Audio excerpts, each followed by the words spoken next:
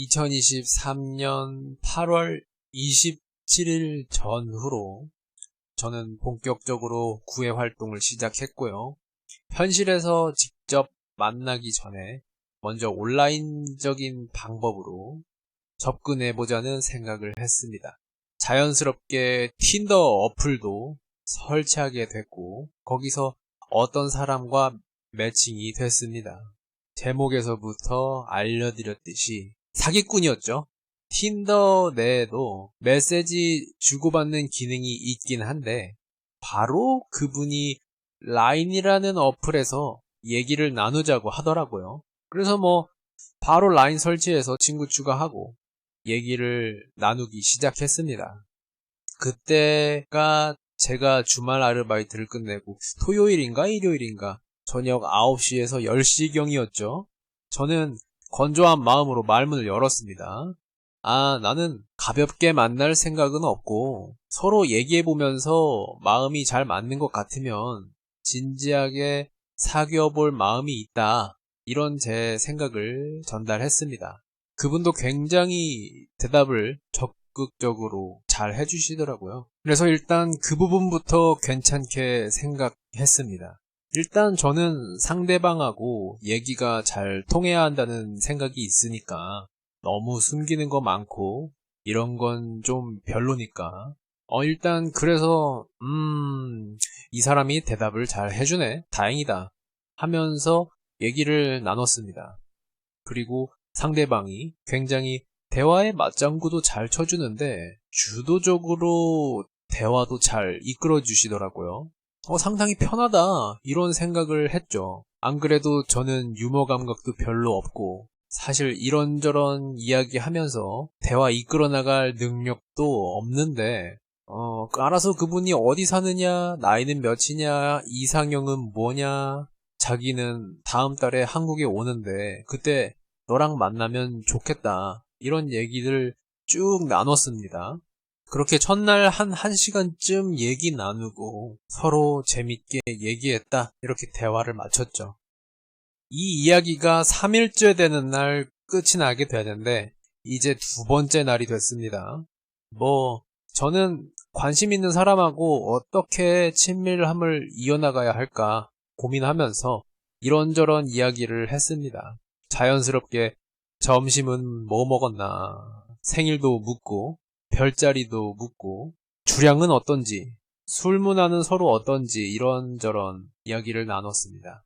저녁쯤 돼서 그 사람이 자기 회사 사람들하고 회식하느라 술자리에 가야 하는데 회식 마치면 연락하겠다고 하더라고요. 그리고 한 2시간, 3시간쯤 있다가 10시인가 11시쯤에 저한테 술에 취해 메시지가 왔습니다. 왜 나한테 연락 안 했어? 왜 나한테 연락 안 했어? 물론 이렇게 직접적으로 말하진 않고 그 사람이 이제 28살이라 그랬거든요. 그러니까 같이 또래들하고 술 마시는데 끝날 때쯤 되니까 하나 둘 남자친구나 남편한테 연락도 오고 차 끌고 집에 데려가려고 마중 나오는 사람들도 있는데 자기는 그런 거 하나도 없으니까 무슨 고아가 된 것 같았다. 나 너무 힘들어. 이러면서 메시지가 왔어요.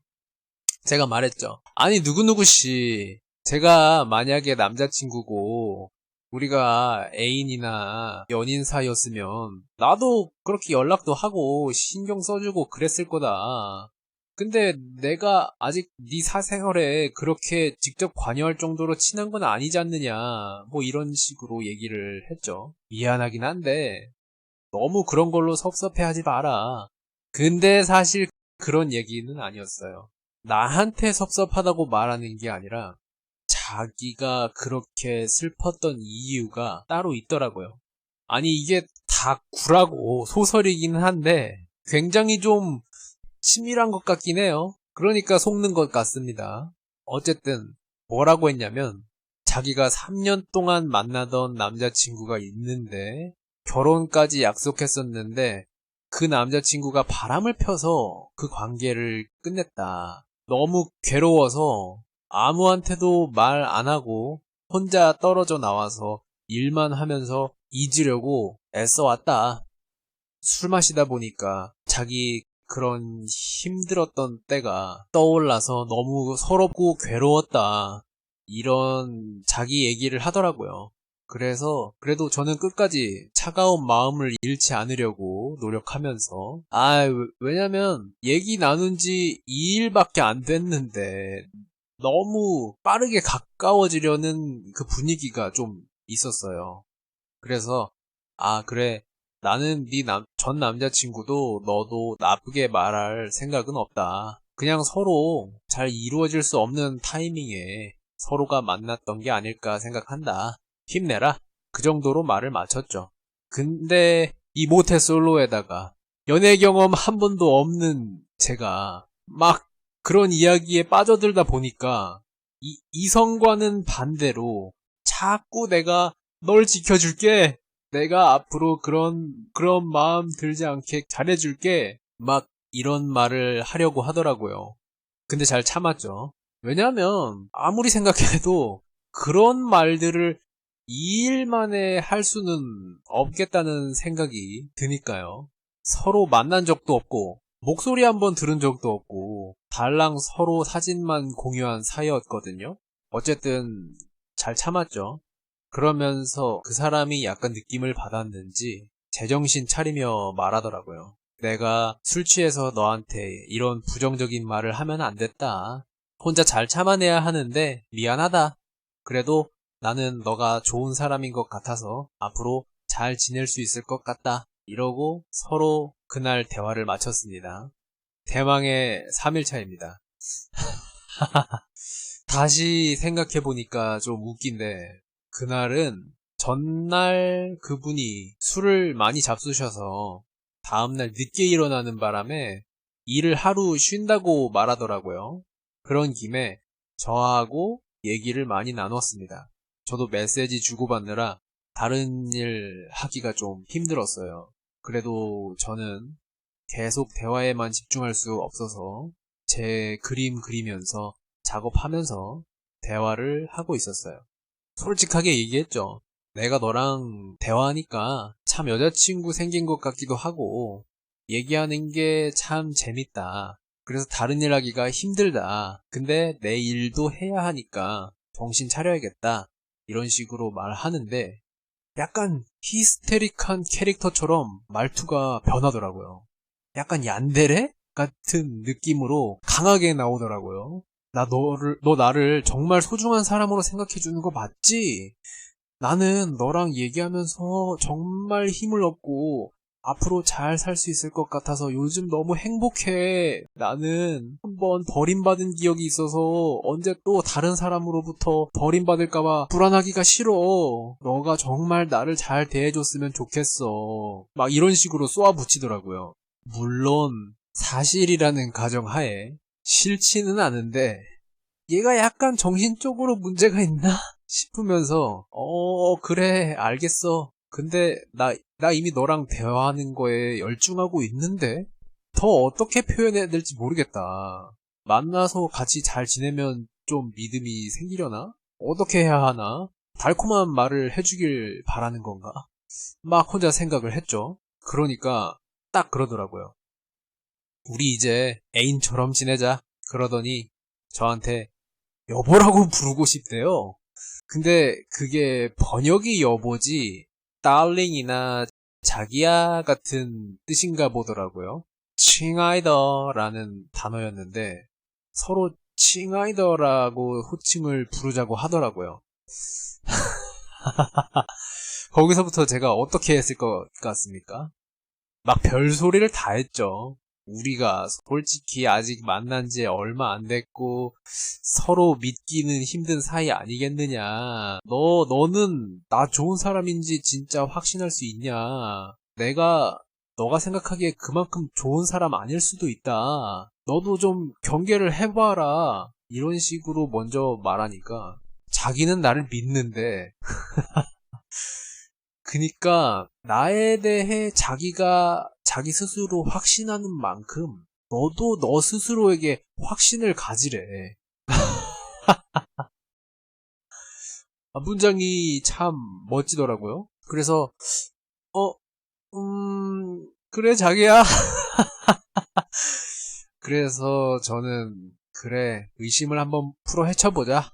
잘못되는 한이 있더라도 그래 온전히 한번 상대방에게 집중해보자 라는 생각으로 여보 자기 뿡뿡뿡뿡 아주 그냥 꽁냥꽁냥이라고 할 만한 말들은 다 했던 것 같아요.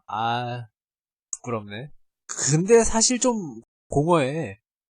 왜냐면 억지로 해준다는 느낌이 좀 있었어요. 물론 내 스스로에게도 최면을 걸고 그래 나는 저 사람을 믿는 사람이야. 믿는 사람이라면 이렇게 말해야지 하면서 최면을 걸어놓긴 했지만 그때부터는 말들이 전부 진심에서 우러나오는 말이 아니라 사랑에 빠진 나라면 이렇게 말하겠지? 하는 가식적인 느낌으로 채팅을 치게 되더라고요.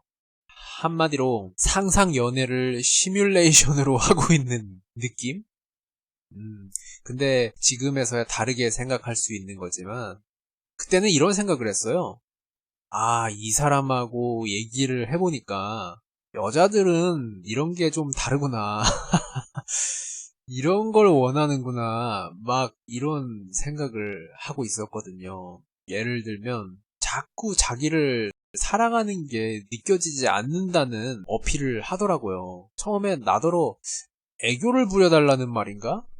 생각하다가 그 사람이 자기는 사랑받는 느낌이 좋다고 하길래 남자답게 멋있는 척을 좀 하면서 누구누구야 넌 참 사랑스러워 막 이런 느끼한 말들을 해달라는 걸로 이해를 했어요. 근데 또 계속 그러니까 질려하더라고.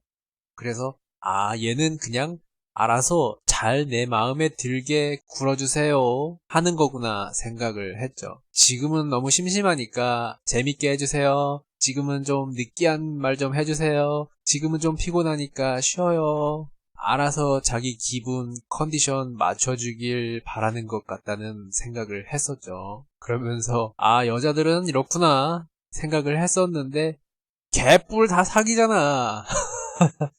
그니까 그런 것들도 다 쓸모없는 생각이긴 한 거죠. 어쨌든 그날 그 사람이 자기 제일 친한 친구랑 미리 자기 생일 파티를 할 거래요.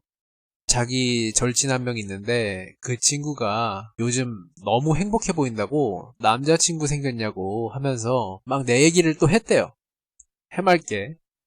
생일이 9월 7일인데 원래 대화하면서 별자리 얘기할 때 자기 생일 곧 다가오니까 선물 받고 싶다고 얘기를 한 적이 있긴 했거든요. 연인끼리는 서로 잘 챙겨줘야 된다면서 서로 선물 교환을 하자고 하더라고요. 저더러 무슨 선물을 받고 싶네요. 그래서 고민하고 있는데 나한테 마시는 차를 선물해 주겠다고 하더라고요. 오, 그래? 정말 좋다. 왜냐면 너무 부담스럽지도 않으면서 괜찮은 선물 같더라고요. 근데 갑자기 이름, 생년월일, 주소를 알려달래요. 딱 그 글자 보자마자 제가 너털 웃음을 지으면서 메시지 보내놓고 막 검색을 시작해봤어요. 이 주소 같은 거 알려달라는 거 의심해봐야 하는 거 아닌가 하면서 검색을 해보니까 중국 로맨스 사기로 이런 걸 물어보는 경우가 있다고 하는 거야. 그러면서 뭔가 잘못된 걸 직감하고 메시지를 보냈어요. 우리가 선물 교환하는 건 좋은데, 그리고 너가 차 선물하는 건 좋은데, 방법이 별로 좋지가 않다. 이렇게 말하니까, 자기야, 나 못 믿어? 이러더라고요. 그래서 내가 좀 빡이 쳤어요. 나는 믿음을 볼모로 잡고, 잘못될 수 있는 과정을 거치게끔 하는 방식을 좋아하지 않는다. 설령, 너는 그렇지 않을지라도, 이런 정보를 얻어내서 악용하려는 나쁜 사람들이 세상에는 있다. 우리는 좀 싫지만 세상의 흐름을 따라야 하지 않겠느냐? 이런 식으로 말했더니 알겠대요. 주소 안 물어보겠대요. 그러더니 그럼 너가 나한테 줄 선물은 뭘로 할 거냐고 말을 이어나가더라고요. 그래서 고민하고 있으니까 자기는 실크 잠옷을 선물로 받았으면 좋겠다고 하더라고요. 괜찮은 선물인 것 같다. 이러고 있으니까 지금 자기한테 보내줄 수 있냐고 묻더라고요. 지금? 지금 내가 어떻게 너한테 줄 수 있냐? 왜냐면 저는 나중에 한국 오면 서로 같이 만나서 선물 교환하자는 뭐 그런 건 줄 알았어요. 자기 주소를 알려줄 테니까 너가 인터넷으로 배송하면 되지 않느냐고 하더라고요. 사실 이때부터 저도 그렇고 대화 분위기도 그렇고 거의 좀 서로 끝으로 치닫고 있는 그런 느낌이었죠. 일단 저도 이 사람에 대한 신뢰가 확 깨진 상태였고 그때부터 뭔가 이상했던 점들이 쫙 떠올랐어요. 너무 빠르게 친해지려는 것도 그렇고 얘가 부모님한테 말하지 않고 아픈 기억 안고 혼자 떨어져 나와 어떻게 매장에서 사장 노릇하고 있는지도 의아했고 한국으로 이사 온다고 하는데 도대체 이사는 어떻게 오는 것이며 왜 오는 것인지 여러 의문들이 스쳐 지나갔죠. 집이 부자인가? 뭐 그러면 다 가능한 이야기이긴 한데 아무튼 그래서 좀 쏘아 붙였어요. 누구누구야? 네 이름 뜻이 뭐냐? 네 이름 지어준 사람이 누구냐? 이런 걸 물었죠. 의심스럽다는 걸 애둘러서 좀 물었죠. 그러니까 그냥 이름 뜻도 없고 부모님이 지어줬대. 그래서 그걸로 뭐 의심이 해결될 건 아닌 것 같아서 또 뜸 좀 들이다가 단호하게 말했습니다. 누구누구야, 우리 선물 교환하는 건 너가 한국 왔을 때 직접 만나서 서로 교환하면 좋겠다. 이런 식으로 둘러대는데 그때 되면 자기 생일 지난 후일 거래. 그래서 제가 오늘도 네 생일은 아니지 않느냐 이런 식으로 말하니까 완전 이제 이건 3일 동안 빌드업한 연인 사이의 대화도 모두 아닌 거야. 그냥 창과 방패의 대결 구도로 흐른 거죠. 그래서 그냥 너가 산 선물 그냥 집에 놔뒀다가 무거운 거 아니니까 한국 올 때 챙겨와라. 나도 네 선물 들고 만나러 갈게. 아, 모르겠고 다 필요 없고 이 일로 네가 실망했다면 네가 산 그 차 인터넷에서 주문할 거 아니고 매장에서 직접 산 거면 반품해라. 그러니까 대답이 없더라고요. 그래서 제가 다 끝난 것 같아서 이런 치명적인 갈등으로 너랑 나랑 사귀는 것에서 서로 양보할 수 없을 것 같으면 우리 사이는 여기까지인 걸로 하자. 어떻게 할 건지 3시간 안에 대답해줘라. 그때까지 대답하지 않으면 끝이다. 말하니까 상대방이 방을 나갔습니다. 하고 결국 끝이 나버렸죠. 아, 이게 사기인지 아닌지 알 수는 없죠. 하지만 저는 사기라고 생각을 했고 사기당했다는 생각을 하고서도 내가 상상으로 만들어낸 그 한 사람의 상황과 이야기 그리고 그 캐릭터에 내가 참 빠져 있었다는 생각을 했어요. 한동안 그 가짜 캐릭터의 마음에 몰입이 되더라고요. 마치 내가 좋아하는 영화나 드라마 속 캐릭터와 한 이틀, 3일 대화를 나누다가 헤어진 느낌? 그래서 한 이틀 정도 괴로웠다 이겁니다.